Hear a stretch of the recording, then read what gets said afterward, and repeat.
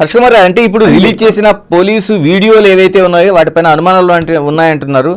దాన్ని ఏమైనా cross check చేయాలా, లేకపోతే ఫోరెన్సిక్ లాంటి చోటకి ఏమైనా పంపించాలని ఏమైనా డిమాండ్ ఉందా మీది? ఏమండి, ఇప్పుడు ఒక 30 సెకండ్ల వీడియో దాంట్లో ఇది రికార్డ్ అవుతుందండి.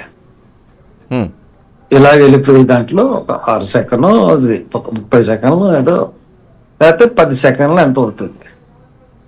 ఆ కెమెరా అక్కడ పడిన చోట అలాగే ఆ వీడియోని ఒక 10 నిమిషాలు ఎందుకు చూపించలేకపోయారు?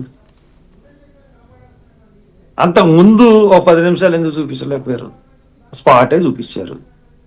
ఆ పొద్దున వరకు ఏం జరిగిందో, అంతకుముందు నైట్ ఇంతకుముందు ఎవరన్నా వచ్చారేమో అక్కడికి.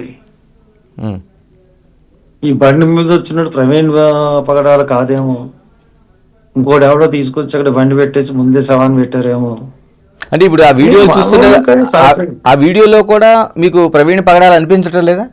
ఇప్పుడు రిలీజ్ అవుతున్న వీడియోలు అనిపించట్లేదు కాబట్టే కదండి. నేను కొవ్వూరు వీడియో చూశాను.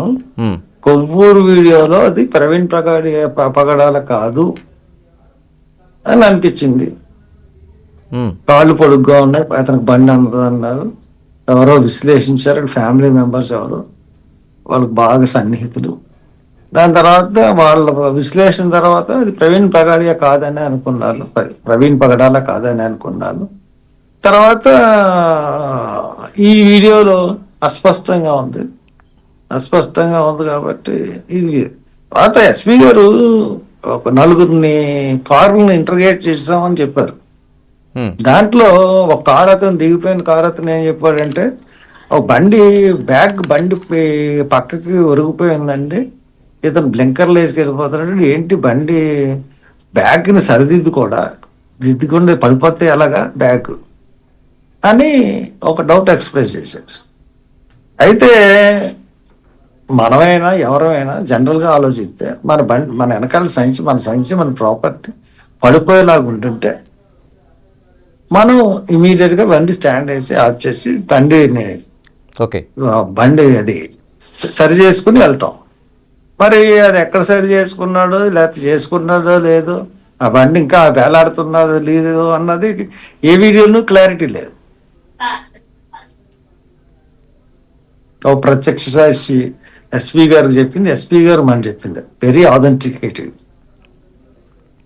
హర్ష్ కుమార్ గారు, మేము అక్కడ ఆయనది ఆ బెరియల్ జరిగేటప్పుడు, లేకపోతే హైదరాబాద్లో బాప్టిస్ట్ చర్చిలో పెట్టినప్పుడు కూడా మేము వెళ్ళాం అక్కడికి.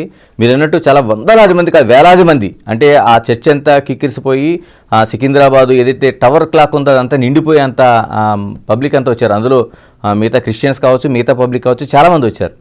అంటే ఆయన చనిపోక ముందు వరకు మీకే తెలియదు, ఎందుకు ఒక్కసారిగా అంత వచ్చిందంటారు మీ అంచనా ప్రకారం? అంటే ప్రభుత్వం మీద ఉన్న అండ్రెస్ట్ అండి,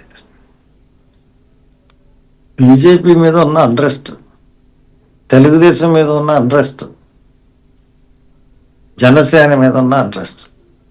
అంటే హైదరాబాద్లో కూడా మీకు హైదరాబాద్లో అది పూర్తిగా అది సింపతి మీద వచ్చింది. ఇక్కడ ఆవేశం, అక్కడ మామూలుగా వచ్చారు, ఇక్కడ ఆవేశంతో ఉన్నారు. రెండింటికి డిఫరెన్స్ ఉంది. ఇక్కడ పబ్లిక్కి 4 రోజులు అయిపోయిన తర్వాత తీసుకెళ్లారు, 3వ రోజున 4వ రోజున తీసుకెళ్లారు, అప్పటికి ఆవేశం అన్నది లేదు. ఇక్కడైతే ఆవేశం.